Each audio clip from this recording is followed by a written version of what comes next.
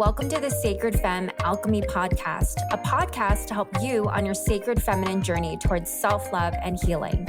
I'm your host, Lisa Mae Francisco, a sacred feminine guide and mentor.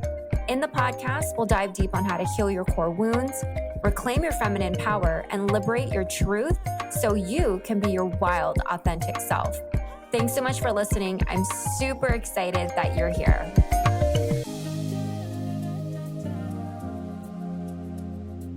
Hey everybody, super excited that you're here for season 3. And today I wanted to talk about the new shift in my business. If you follow me on social, you probably already saw my post that I'm diving more into the sacred feminine journey, sacred feminine work.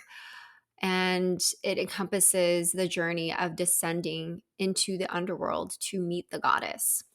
Right? It's a mixture of shadow work. It's a mixture of mysticism, different sort of rituals and practices, the heroine's journey, the journey of really coming into our heart. And what does it mean to be an embodied sacred feminine? What does that journey mean? And for the longest time, I really didn't want to dive into this work because I feel like everyone was on the bandwagon in 2020 when it hit. And it was just very alive and real for me. And I just didn't want to be in that realm. And I was solely focused on inner child work and self-love. And those two tenets are still very much alive and real in my business, but they're not as much of the focus and front and center. And I really wanted to use this podcast and episode and platform to explain the whole story, because you can only type so much on Instagram or just short form content.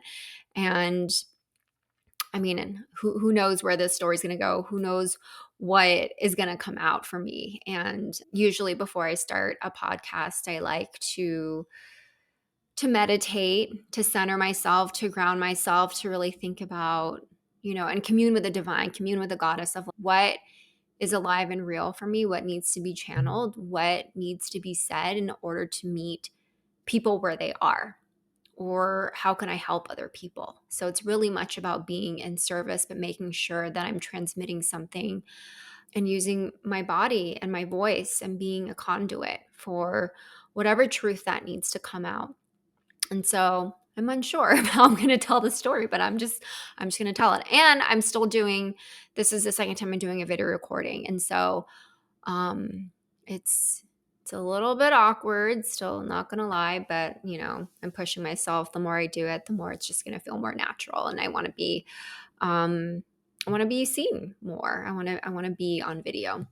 And so I would say the journey started before I went to Tantric yoga, that training before it did. And I think it was in 2021. Yes, when I did this healing, this beautiful, beautiful healing session with a woman that I met through this digital community. And she was in the UK and she was doing energy work on me. And we were just doing sensual embodiment practices. And in the beginning, and we had this beautiful cacao ceremony. So it was about like really dropping out of your head and into your heart, which is really much the feminine way, right? The feminine way is getting out of your head and into your heart, connecting to your emotions, connecting inwards instead of outwards. And, feminine, masculine, those are energies. It's not necessarily a definition of what you identify with.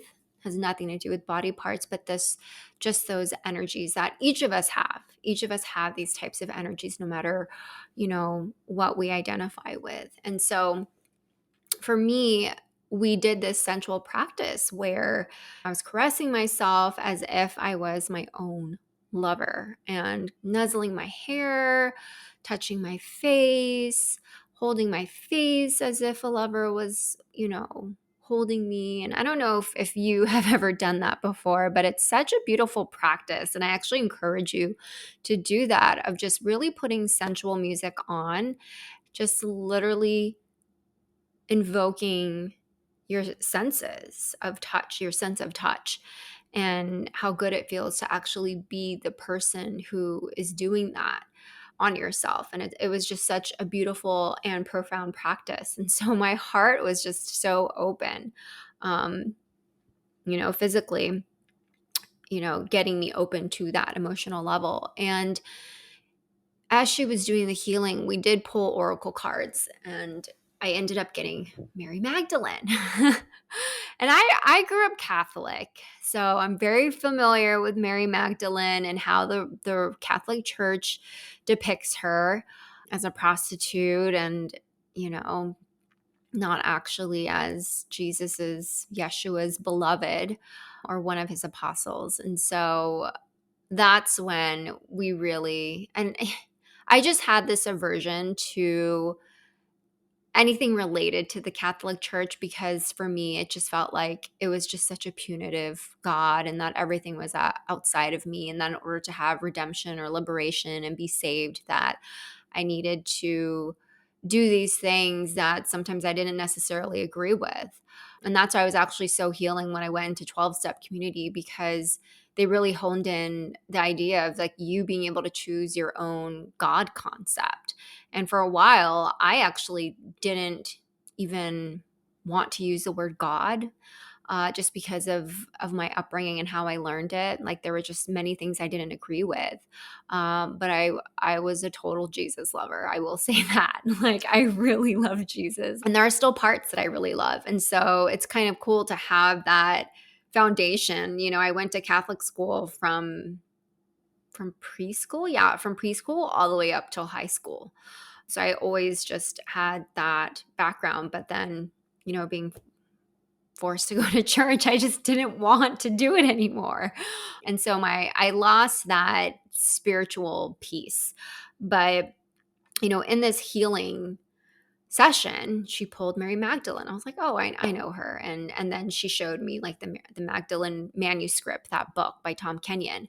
And if you haven't read it, it's basically this man who channeled the spirit of Mary Magdalene, and she's sharing all of her Egyptian alchemical teachings, tantric sexuality, basically saying that she was the beloved, the consort of Yeshua. And she talks about how she met him and all these different practices that you can do to raise the energetic vibration of your body and use sex as a way for spiritual alchemy. And so that is what she was doing, helping prepare Yeshua for his crucifixion, and helping him ascend his body in what is known as like the rainbow light body activation. So it's like you're able to ascend the dense level of your body. I don't even know if I'm explaining it right. But basically it's not even transcending. Transcending is being able to transcend your mind, but ascending is being able to take your body actually with you. So like using light body activation, and so it's like being able to be on a different energetic plane. I don't know if I'm explaining it right. I'm actually taking a class on it, and I haven't watched the session, and so I will talk about it in another episode. But anyway, they're doing these sexual practices. And I had sexual trauma when I was younger. And I don't want to get into the details because I don't feel like it's not the right time and place. Especially, I don't want to put my shit out there on this podcast like that. I mean, there are certain things that I will share, certain things that I won't. I'll probably share that in like more intimate settings. And so I was going through my own healing journey of healing my sexuality. And I have a loving relationship, a loving partner. And so it was an opportunity to bring that stuff into the relationship. But, when I heard about that, of this idea of being able to connect to my womb, connect to sexuality in a way that was used for love and spirituality, it was just really beautiful practice. And so I remember reading the book and I was like so amazed. I was so amazed at what I found. And, I started going to pole dancing classes to get in touch with that sensual side of myself and just really leaning into the body more. And then I ended up going to this retreat for my birthday in Mount Shasta. And if you have or have not been there, I mean, it's definitely a wild place. It's a wild place. There's galactic energy there. I kid you not. But it was a very profound experience, say the least. Say the least. It was very profound. But the thing that happened, and it was like I mean, when you're in a place, there's just energy there and you don't even have to do anything and it automatically purifies you. And it was intense. I mean, honestly, I think our co-leader of that, retreat, he was it from outer space. But it was just wow, we were doing these beautiful spiritual practices. It was a women's retreat and we just got really deep. We received a lot of energetic healing, playing in the galactic space, that field. And I noticed that when I came back, I started to really feel the different energy of going from Shasta, which felt like a really light place. It wasn't dense, like heavy. And then all of a sudden going back to Oakland, driving to Oakland where I was living at the time. And it just felt such like I just saw such polarity in both places from looking at it from that perspective. And I knew for myself that when I spoke to my best friend about it, she said, "Oh yeah, like that's," and she's a very spiritual person, Ashwara Sophia. I have her in an episode recording in season 2, so I will link that in the show notes. And she and I were talking about it, but the one thing that I noticed was how much energy I felt from trees. And I think I've spoken about it in certain episodes. I can't remember, but I just started to really gravitate towards trees and I could feel their spirit. And so honestly, if you're with me and I am near trees, like that's why I'm such a tree hugger, because I just feel the spirit. Like I can't explain it to you. Unless you're a fellow tree hugger, then you totally understand. But I just sense that feminine, motherly spirit in the trees. And there's nothing I want more than just to hug them. And it's so funny because even talking about it right now, like I feel my heart like expand and I have this craving to touch God. That's what happens when I hug a tree. And it's so funny because I actually don't like hiking. The reason why I don't like hiking is because it takes me a long time. Like I don't understand how people just go super fast on the trail just to see this view and then come back down. Like I am all about the journey. So I want to look at trees. I want to look at leaves. I want to look at rocks. It takes me forever to hike. And oh, what's that? What's this? I'm just always amused by all the beauty that I see that surrounds me. And so it's just really funny. But yeah, anyway, that's a tangent. And so that's what I noticed when I came back from Shasta was this connection to trees. And I didn't put it together that connecting with Mother Earth is divine feminine energy. Connecting with water, connecting with the moon, the lunar energy, connecting with just earth and really grounding yourself in it. Those are very feminine. And so I feel like I had the whispers of Shakti, which is a divine feminine expression. It's honoring the goddess, uh, slowly. So I was getting little signals here and there. I had that Magdalene, healing session. I was healing my sensuality. I was, feeling Shakti's essence and presence in trees and, just slowly, slowly, slowly, like getting little bits and pieces together. And I would say I knew that there was a shift that was going to happen. And then, I launched my business and then I had, and then I was focused on all these different things and inner child healing and self-love work. And like I mentioned, those are still fundamental tenets of my business. And that's what I was putting out there. And I was just trying to work on, oh, like, how do I communicate this? And that was just more of my focus, even though on the background, there were other things that I was getting ready for that I didn't quite know. And so the different types of books that I was reading wasn't about inner child anymore, but it was more about, diving more into tarot. And I've been practicing and working with tarot for a couple of years now. I don't do readings for people. I don't like to. It's not, oh, you're going to come to me and I'm going to tell you your future. That's not the way that I use tarot. The way I use tarot is just really looking at the imagery from like a Jungian perspective of looking at the different archetypes and how do we activate archetypes in order to look at what is inside of us, what do we see, what are the attributes that we can call upon to cultivate and nourish even more. Because there's nothing that you don't have. Everything is actually within you.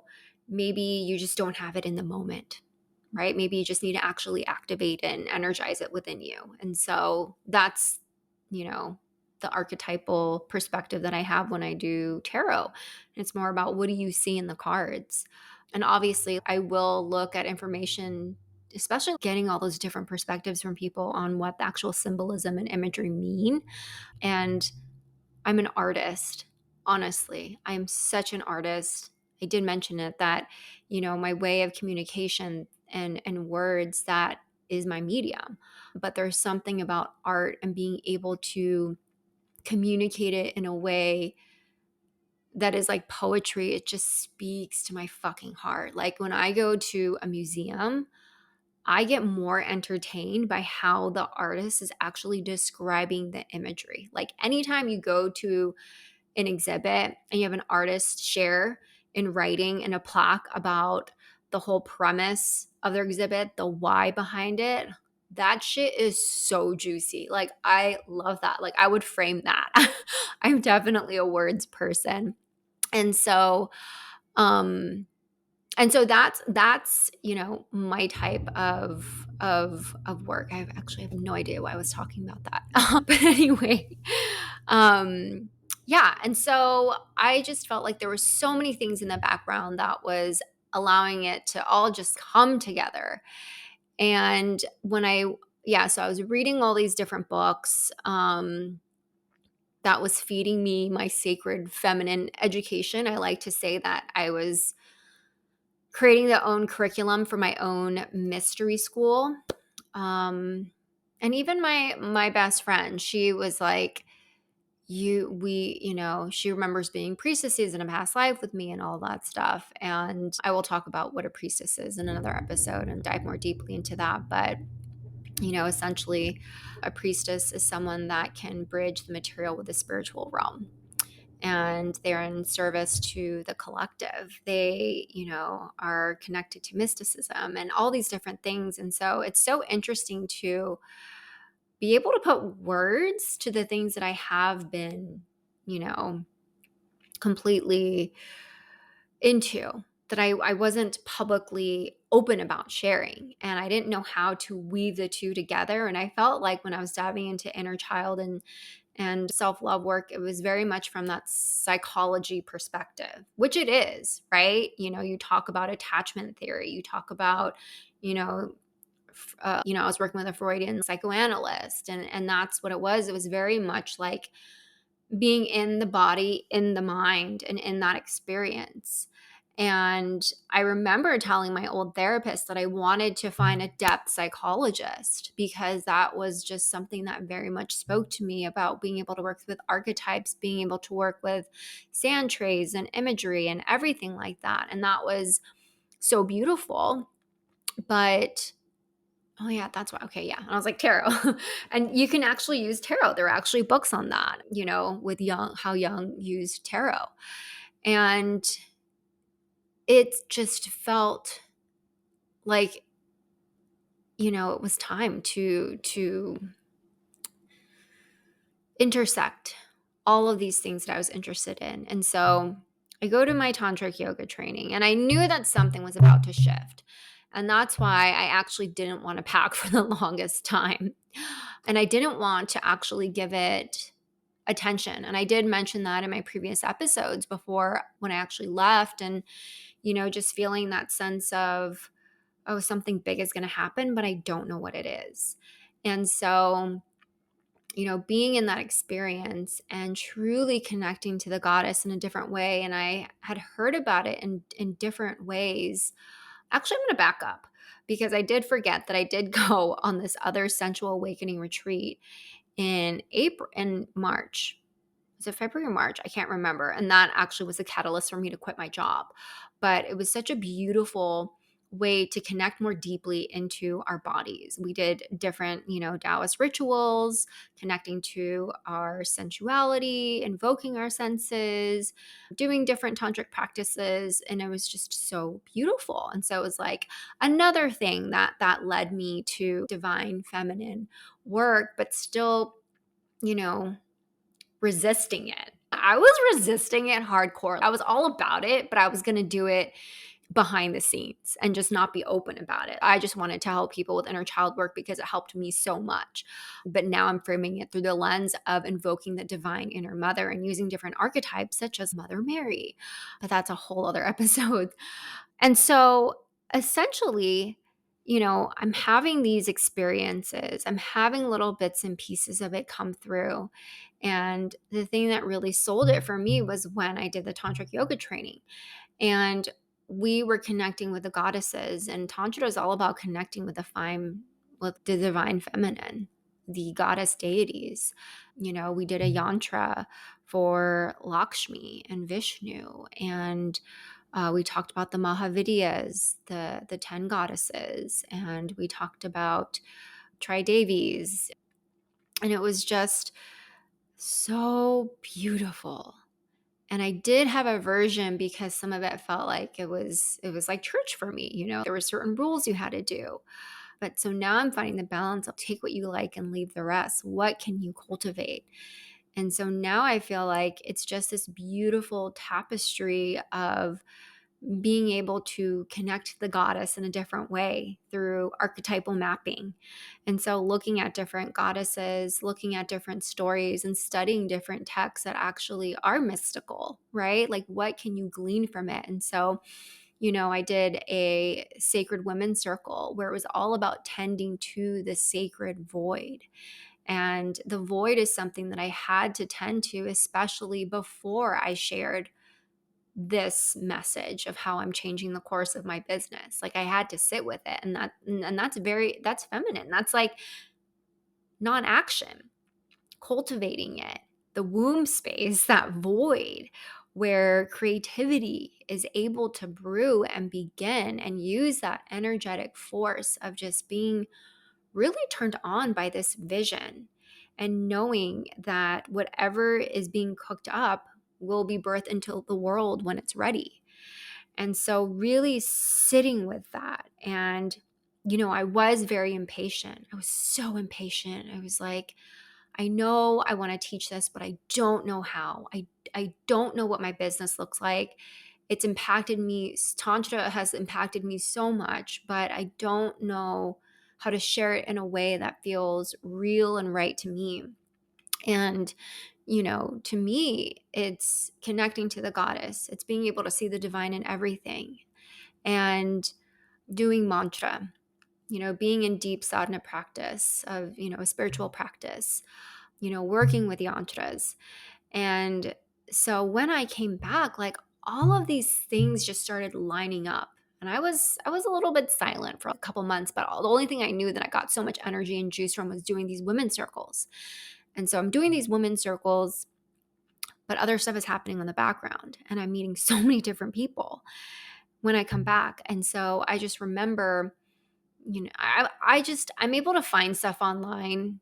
I have no idea how I get led to things. It's just like cosmic researching. That's how I can explain it. And I found these beautiful yantra oracle decks. And that's a way that I can work with the deity still without having a physical yantra. And so being able to look at the yantra, which is like sacred geometry of being able to invoke different types of deities and work with different deities. And so every day I pull a card and I feel, what is true and real for me? How can I work with a specific deity? And I chant this bija mantra, which is a sacred sounds mantra. And so I chant it. I chant it for an hour. And it allows me to connect with that deity. And I found a class where the woman was explaining the yantras, how to work with them. And I was like, wow, this is amazing. I couldn't have dreamt it up. And it happened to be the time when I was coming back. And so I signed up for that. And then I'm a Kundalini yoga practitioner, not practitioner, Freudian slip, but I want to be. And I just, I love Kundalini. Like Tantra yoga, that's more for my internal practice. It's very much feminine to me because it's all about connecting to how the asanas make you feel. And with Kundalini, I feel like it's very dynamic, but you are working with that Shakti energy. You are working on stoking that fire to actually create, have that Kundalini awakening through all these different types of, practices. And I love it. I always feel an immediate energetic shift. And I love Aura Kundalini yoga or Aura Kundalini. It's created by this woman named Leah Garber, and I'm going to actually link it in the show notes, but I just love her yoga studio. You can do it online, you can do it in person, based in the Bay Area in Berkeley. But she has this class that is around the sacred feminine. And I love that. I love that class. And I love what she's about. And she has the same mission of truly helping everyone connect to their inner feminine, right? Awakening that type of energy to create and cultivate more love in this world, because right now we just need it more than ever. And so, doing those practices, and then I got connected to this other woman who was doing a course on embodied awakening, which talks about the rainbow light body activation, which I mentioned earlier. And it was something that was, that we touched a little bit upon in my tantric yoga training. And the way it showed up for me was when we were doing self-inquiry, really asking ourselves, like, who am I? In deep, deep, deep meditation. And it came to me that if I'm not my mind, if I'm not my thoughts, if I'm not my body, and I can return to my true essence, which is divine. And it made me realize, well, if I'm not my trauma, then who am I?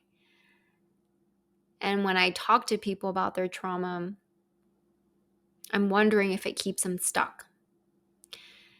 And so I had to sit with that, because that's when I really started to notice that maybe what I was doing wasn't necessarily aligned with where I wanted to go. And I have a very, very I'm a very spiritual person.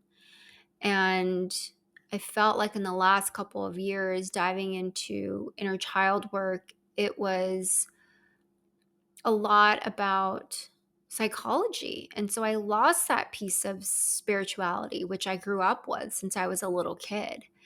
And I found it so much in the 12-step community. And I haven't been as active in that community. But, diving into the inner child work, it was very much psychology. And so I remember when I started doing Kundalini and feeling that it was such a spiritual, sacred practice, it felt like I was drinking water for the first time. And I didn't even know that I was thirsty. And that was an indicator for me of, you need more God in your life. You need more God in your life. And so when I found Tantra, where it was speaking solely to the divine feminine, and they were revering the divine feminine, I really loved that. I really, really loved that. And now I'm able to see how the divine feminine is revered in so many different cultures, so many different metaphysics texts, like so many different myths and so many different things that we can pull upon. And, one of the most popular texts is the heroine's journey, which is different than the hero's journey. And I found that to be so beautiful. And I'll talk about that in another episode, but they are different. And it's more about the feminine perspective and her journey of reclaiming herself. And that is what I'm on, and all these different cosmic things started happening. So I found those two different classes that were speaking directly to what I was going through. I had the yantra class. I had the journey of embodied awakening, ascending your mind and your thoughts and your body. And then also I enrolled in a sacred feminine course with Aura Kundalini, where we get to dive into the different elements. And that's what also Tantra is. Tantra is like working and connecting with the elements. And it was just so beautiful to see that I just kept adding more classes and education into my own mystery school. And I kept wanting to connect more to the goddess and wanting to find more people in community. And so I ended up, remember I just kept saying goddess, like goddess, this is what I want. This is what I want. And praying and asking for guidance. And it's so funny because my landlord, she's also a priestess too. She's a goddess. She, aside from just being our landlord, she is a healer. And whenever she has friends over, she has a sign that says goddess lair. And we're on the same floor, so it just always makes me laugh. We were doing a healing session on my partner, and she's the crone and I was, the maiden, and we were working on it together. And it was just really beautiful. It was really beautiful. And so all these things started happening. And that was within a couple of weeks of coming back from Tantra. So I feel like that just propelled my spiritual journey, honestly, like quantum leaps. It was crazy how everything just started lining up and they all just started, it wasn't like a class that I missed or it happened in the past. It was happening in a couple weeks. And so I was able to take these classes. And I remember, thinking I want to meet more people. I want to study the goddess. I want to have all these different texts about it and da-da-da. And so I started creating a book list. I have a Sacred Feminine book list. And I remember visiting my sister. So I was going to go babysit my nephew. And I wanted to get chai. I went into the local coffee joint that they have in their neighborhood. And I'm parking and I see this sign that says Goddess Gathering. And I thought, what the fuck? I've been praying for that this week. And I've been saying goddess a lot this week. And so I ended up parking, going inside and realizing they have all these different events. And I speak to the woman and she has this beautiful store and they've been there for a year. And they have this beautiful store of like all these amazing things like tarot cards, oracle cards, crystals, paintings, beautiful jewelry, beautiful clothes, just anything you can think of relate to the divine feminine. And the woman and I just started really talking and she said, oh yeah, I'm actually thinking of doing a goddess gathering group where we talk about different goddesses. Oh my God, that's like what I wanted. And she was reading Womb Awakening and I had never read it before. And she said, like I had to get it. And, I ended up not, but I started seeing images and symbols of the moon. And so when I was working with my yantra cards, I kept on getting the goddess Baivari. And in her yantra, she has a downward facing triangle.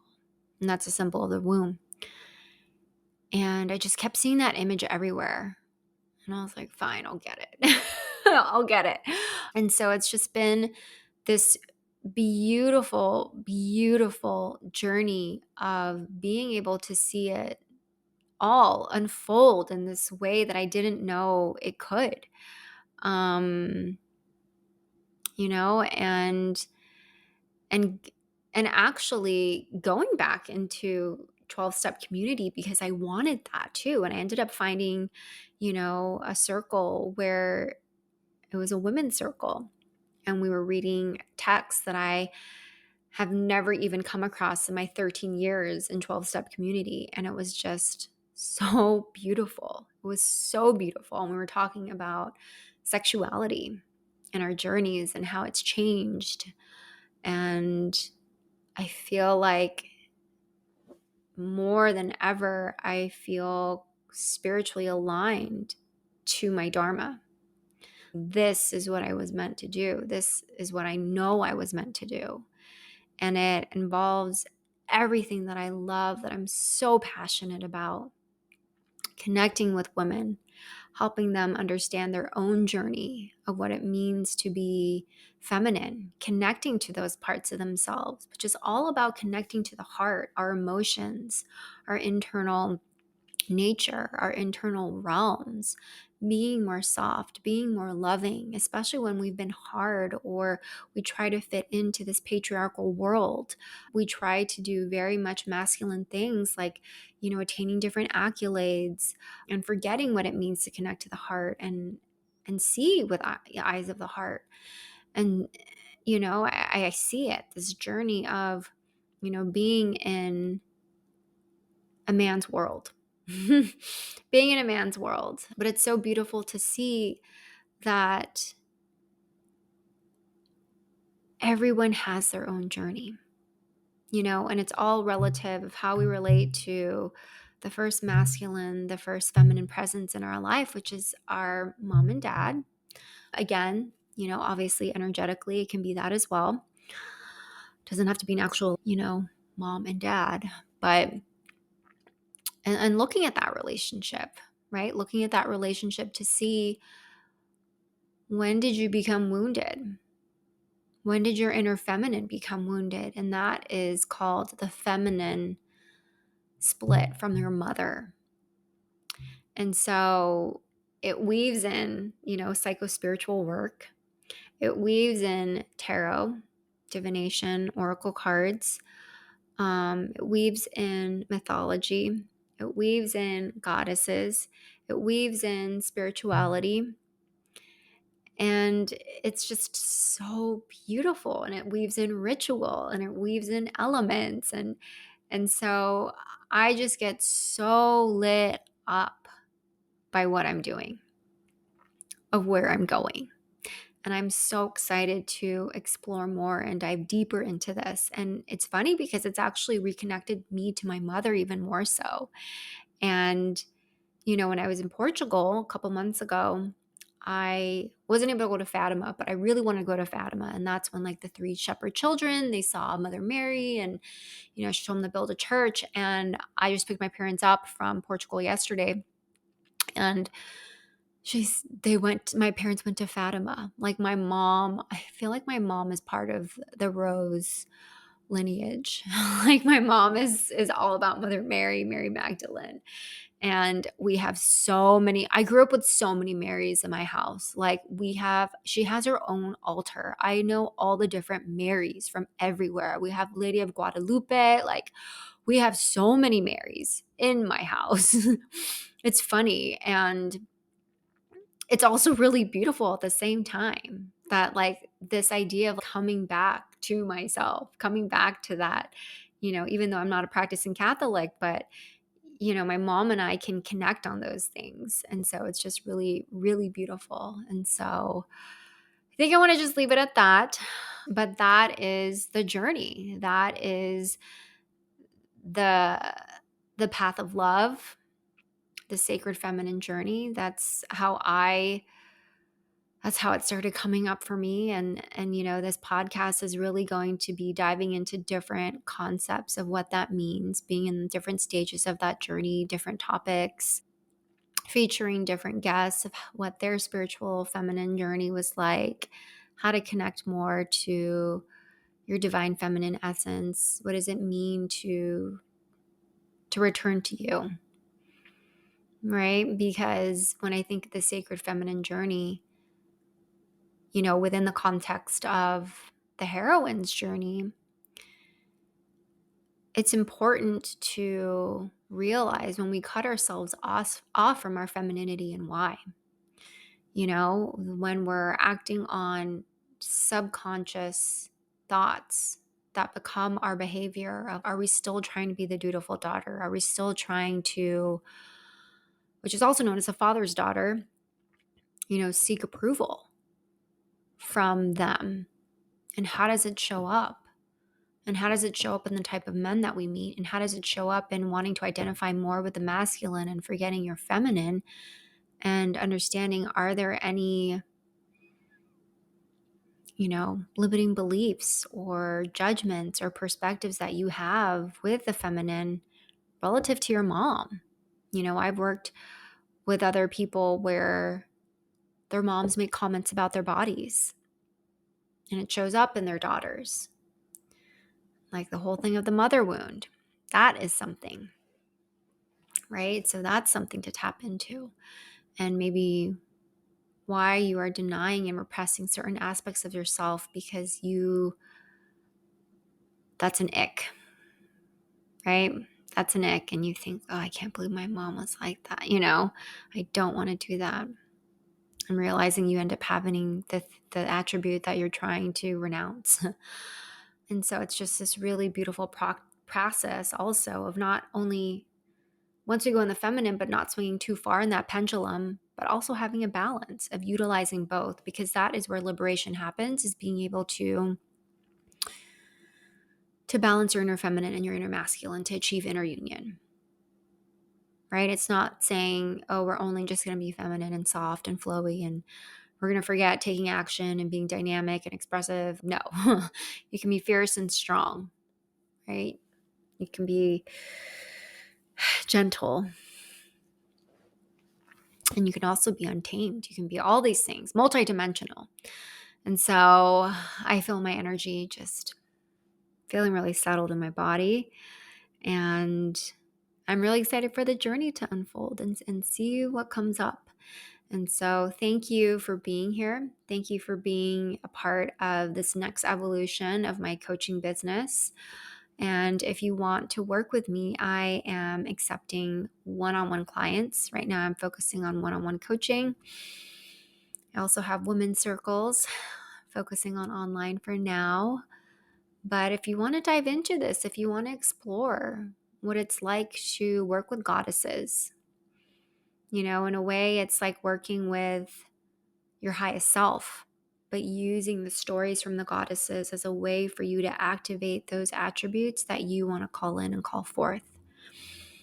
And learning about how can you have this spiritual connection into your life to divine feminine energy, right? It's not about just acting soft and looking pretty, but what does the divine part mean? How do you revere yourself and other people? So if you'd love to work with me and explore, you can book a call. The link is in the show notes. And I would love, love, love to work with you. And on that note, I hope you all stay well. And thank you for joining me on this journey. I'll talk to y'all later. Bye.